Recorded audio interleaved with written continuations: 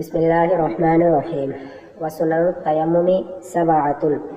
تیمم کی سنتیں 7 ہیں۔ التسمیۃ فی اولہ والترتیب والموالات واقبال الیدین بعد وضعہما فی التراب وادبارها ونفضہما وتفریج الاصابع۔ تیمم کی سنتیں 7 ہیں۔ تیمم کے شروع میں بسم اللہ شریف پڑھنا، تیمم کرنے میں ترتیب اختیار کرنا، یعنی پہلے چہرے کو پھر دونوں ہاتھ کو، موالات یعنی پے در پے دونوں چیزوں کا پے در پے مسح کرنا مٹی سے، اور دونوں ہاتھوں کو زمین پر رکھنے کے بعد، یا دونوں ہاتھوں کو اس چیز پر رکھنے کے بعد جس چیز سے وہ تیمم کر رہا ہے اس پر رکھنے کے بعد آگے اور پیچھے کرنا، اور ان دونوں کو جھاڑنا اور انگلیوں کو کشادہ رکھنا، دونوں ہاتھوں کا آگے اور پیچھے کرنا، یعنی جب دونوں ہاتھوں کو مٹی پر مارے یا کوئی ایسی چیز جس سے وہ تیمم کرنے جا رہا ہے اس پر جب مارے تو دونوں ہاتھوں کو پہلے آگے لے جائے پھر پیچھے لے آئے تاکہ مٹی اچھی طرح سے ہاتھ میں لگ جائے۔ اس کے بعد ان دونوں کو جھاڑنا اس طرح نہیں کہ دونوں ہتھیلی کو ملا دے، بلکہ دونوں انگوٹھوں کو زور زور سے ملائے آپس میں، ٹھیک ہے۔ تو جو زائد مٹی کا حصہ ہوگا وہ نیچے گر جائے گا، اور انگلیوں کو کشادہ رکھیں، یعنی انگلیوں کو پھیلائے رہے، بالکل کھول کر انگلیوں کو رکھیں ایک دم۔ یہ تھے سنن تیمم کی سنتیں۔ وندب تاخیر التیمم لمن یرجو الماء قبل خروج الوقت، اور تیمم کو مؤخر کرنا جائز ہے، تیمم کو مؤخر کرنا مستحب ہے اس شخص کے لیے، تیمم کو مؤخر کرنا اس شخص کے لیے مستحب ہے جو پانی کی امید رکھتا ہو وقت نکلنے سے پہلے، یعنی کوئی ایسا شخص ہے جسے امید ہے کہ نماز کا وقت ختم ہونے سے پہلے مجھے پانی مل جائے گا، تو اس کے لیے مستحب ہے کہ وہ نماز کے آخر وقت میں اپنی نماز ادا کرے، ٹھیک ہے، وہ آخر وقت میں اپنی نماز ادا کرے، آخر وقت تک مؤخر کرے گا تیمم، آخر وقت میں وہ تیمم کر کے نماز ادا کرے گا، کیونکہ اسے امید ہے کہ بیچ میں پانی مل جائے، تو اگر وہ پہلے نماز ادا کر لے رہا ہے اور بعد میں پھر اسے پانی مل جا رہا ہے تو اسے نماز دہرانا پڑے گا اسے۔ قبل خروج الوقت یعنی وقت کے نکل جانے سے پہلے اسے امید ہے اس بات کی کہ پانی مل جائے گا، تو اس کے لیے مستحب ہے کہ تیمم کو مؤخر کرے۔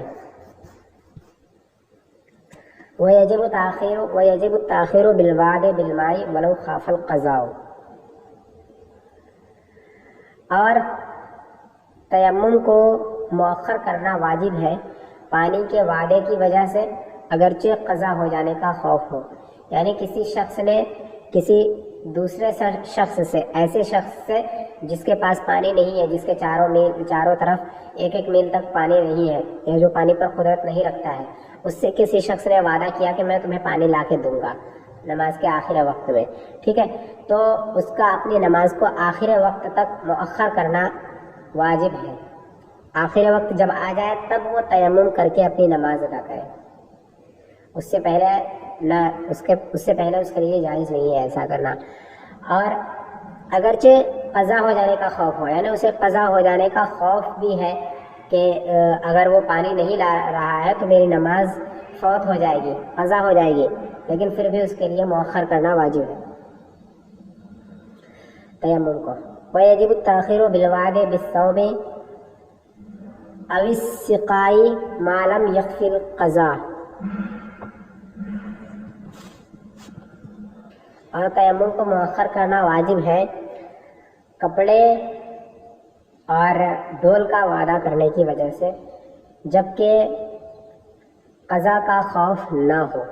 ٹھیک ہے، یعنی کسی شخص نے اس سے وعدہ کیا کہ وہ اسے لا کر کے دے گا، ڈول وغیرہ اسے لا کر کے دے گا، تو اس کے لیے واجب ہے کہ وہ نماز کو اپنی مؤخر کرے جبکہ اسے قضا ہو جانے کا خوف نہ ہو، یعنی اسے اس بات کا خوف نہ ہو کہ اس کی نماز فوت ہو جائے گی۔ اگر اس بات کا خوف ہو تو اس کے لیے یہی حکم ہے کہ جب تک اس کے لیے تیمم کرنا جب تک اسے صحیح لگ رہا ہے تب تک، یعنی جب تک اسے اس بات کی امید ہے کہ خوف ہونے سے پہلے وہ لے آئے گا تب تک وہ انتظار کرے گا، لیکن جیسے ہی اسے اس بات کا خوف ہو کہ اگر میں اور زیادہ انتظار کروں گا تو میری نماز قضا ہو جائے گی، تو اس وقت وہ تیمم کر کے نماز ادا کر لے۔ وَيَجِبُ طَلَبُ الْمَاءِ إِلَى مِقْدَارِ 400 خطوة إِنْ ظَنَّ قُرْبَهُ مَعَ الْأَوَّلِ وَإِلَّا فَلَا، اور پانی کو طلب کرنا، پانی کو تلاش کرنا 400 قدم کی مقدار تک واجب ہے اگر اس کے قریب ہو جانے کا گمان ہو امن کے ساتھ، ورنہ نہیں۔ یعنی کوئی شخص ایسی جگہ پر ہے جسے اس شخص کو امید ہے کہ یہاں پر 400 قدم کی جو مقدار جگہ ہے اس جگہ کے اندر کوئی نہ کوئی پانی دے دے گا یا پھر کہیں نہ کہیں پانی مل جائے گا، تو اس کے لیے اور وہاں کسی چیز کا خوف بھی نہ ہو، دشمن کا یا پھر کسی بھی چیز کا، جانور وغیرہ کا خوف نہ ہو، تو اس کے لیے حکم یہ ہے کہ واجب ہے اس کے اوپر کہ وہ پانی کو 400 قدم کے درمیان میں تلاش کرے، ٹھیک ہے، جبکہ اسے اس کے قریب ہونے کا گمان ہو امن کے ساتھ، چین و سکون کے ساتھ۔ اگر اسے کسی بات کا خوف ہے تو نہیں ہے، وَإِلَّا فَلَا، ورنہ نہیں، یعنی اگر اسے کسی چیز کا خوف ہے تو اس کے لیے یہ واجب نہیں ہے۔ وَيَجِبُ طَلَبُهُ مِمَّنْ هُوَ مَعَهُ إِنْ كَانَ فِي مَحَلٍ لَا تَشِحُّ بِهِ النُّفُوسُ، اور اس کا اپنے ساتھی سے پانی کو طلب کرنا واجب ہے اگر وہ ایسی جگہ پر ہو جہاں پر لوگ بخیلی نہیں کرتے ہیں اس میں، یعنی پانی دینے میں لوگ بخیلی نہیں کرتے ہیں، یعنی کوئی شخص ایسی جگہ پر گیا جہاں پر لوگ پانی دینے میں بخیلی نہیں کرتے اور اس کے ساتھ اس کے پاس کوئی ایسا شخص ہو، وہاں کا کوئی شخص ہو جس کے پاس پانی موجود ہو، تو اس صورت میں اس کا اس سے مانگنا واجب ہے، یعنی جس کے پاس پانی نہیں ہے وہ جس کے پاس پانی ہے اس سے پانی مانگنا اس کے اوپر واجب ہے، اگر ایسی جگہ ہو جہاں پر منع نہیں کیا جاتا ہے، بخیلی نہیں کی جاتی ہے لوگوں کو پانی دینے میں، ٹھیک ہے۔ وَإِن لَّمْ يُعْطِهِ إِلَّا بِثَمَنِ مِثْلِهِ لَزِمَهُ شِرَاؤُهُ بِهِ إِن كَانَ مَعَهُ فَاضِلًا النَّفَقَةِ بِهِ، اور اگر وہ اسے نہ دے مگر ثمن مثل کے ساتھ تو اس کا خریدنا اس کے اوپر لازم ہے اگر اس کے ساتھ نفقے سے فاضل ہو، یعنی کوئی شخص ہے اور اس کے ساتھ جو ساتھی تھا اس سے اس نے پانی طلب کیا تو اس نے کہا کہ اس کی قیمت کے بدلے میں یہ پانی دوں گا، یعنی اس کی کوئی قیمت اس نے لگا لی کہ اتنے پیسے دو گے تو میں تمہیں یہ پانی دوں گا، تو اگر اتنے پیسے اس آدمی کے پاس اپنے خرچے کے باہر ہو، یعنی اپنے خرچے سے زائد ہو اتنے پیسے، تو وہ اس سے خرید لے، اس کے پاس خرچے سے زائد پیسے ہوں تو ان پیسوں سے وہ پانی کو خرید لے، اور اگر اس سے زائد نہ ہو، نفقے سے زائد، خرچے سے زائد پیسے نہ ہو تو اس سے پانی کو نہ خریدے، تیمم کر لے۔ وَيُصَلِّي بِالتَّيَمُّمِ الْوَاحِدِ مِمَّا شَاءَ مِنَ الْفَرَائِضِ وَالنَّوَافِلِ، اور ایک تیمم سے فرائض و نوافل جتنے چاہے فرائض و نوافل پڑھ لے، ایک تیمم سے فرائض و نوافل جتنے چاہے پڑھ لے۔ وَصَحَّ تَقْدِيمُهُ عَلَى الْوَقْتِ، اور وقت پر اس کو مقدم کرنا درست ہے، یعنی تیمم وقت سے پہلے کر لینا وہ بھی جائز ہے، مثلا ظہر کا وقت ابھی داخل نہیں ہوا ہے اور پہلے ہی تیمم کر لیا تو یہ بھی صحیح ہے۔ وَلَوْ كَانَ أَكْثَرُ الْبَدَنِ أَوْ نِصْفُهُ جَرِيحًا تَيَمَّمَ، اور اگر किसी इंसान के बदन का अक्सर हिस्सा या निसफ हिस्सा जख्मी हो तो वो तयम्मुम करे। वइन काना अक्सरहु सहीहन गसलहु, और अगर उसका अक्सर हिस्सा सही है तो उसको धुले। व मसहल जरी, और जख्मी जगह को मसा करे, जख्मी जगह पर। यानी किसी शख्स के बदन का अक्सर हिस्सा, बदन से मुराद यह है कि वुज़ू के अंदर अगर वुज़ू का तयम्मुम कर रहा है तो वुज़ू के अंदर जिन आज़ा को धुला जाता है वो मुराद है। और अगर तयम्मुम गुस्ल कर रहा है, गुस्ल उस पर वाजिब है, तो गुस्ल के में पूरा बदन दाखिल है तो पूरा बदन इससे मुराद होगा, ठीक है। और वुज़ू के अंदर जो बदन है उससे मुराद होगा सिर्फ वो आज़ा जिनको वुज़ू में धुला जाता है, यानी हाथ, चेहरा और पैर। तो अगर किसी का हाथ, चेहरा और पैर इन तीनों को मिला करके उसका ज़्यादा हिस्सा जख्मी है तो उस सूरत में वो तमाम आज़ा पर मसा कर ले, ठीक है, यानी कि तयम्मुम कर ले, मिट्टी मल ले तमाम जगहों पर।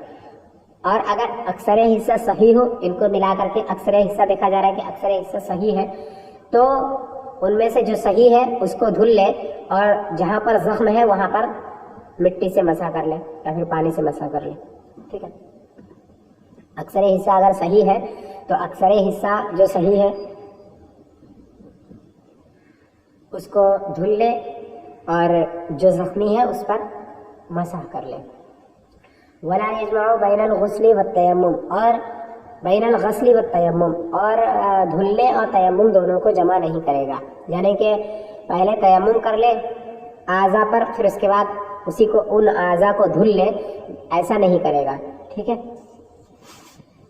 एक चीज़ करेगा, या तो तयम्मुम या फिर गुस्ल। वयनक़ुज़ुहु नाक़िज़ुल वुज़ूई, और तयम्मुम को वुज़ू को तोड़ देने वाली चीज़ें तोड़ देती हैं, तयम्मुम को तोड़ देती हैं वुज़ू को तोड़ देने वाली चीज़ें, यानी जिन चीज़ों से वुज़ू टूट जाता है उन्हीं चीज़ों से तयम्मुम भी टूट जाता है। वल क़ुदरतु अला इस्तेमाल काफ़ी, और इसके अलावा एक चीज़ ऐसी भी है कि माए काफ़ी के इस्तेमाल पर कादिर हो जाना, माए काफ़ी के इस्तेमाल पर कादिर हो जाना भी तयम्मुम को तोड़ देता है।